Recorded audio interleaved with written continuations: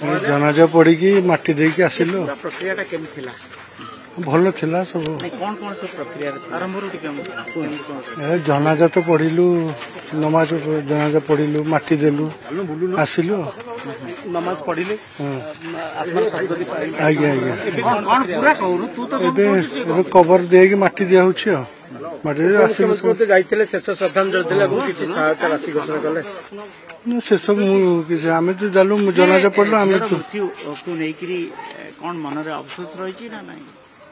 मनरे अफसोस आ झील तो चलीगला कौन से कौन कह तथापि तार कारण कारण आम केमती कहबू केमती झील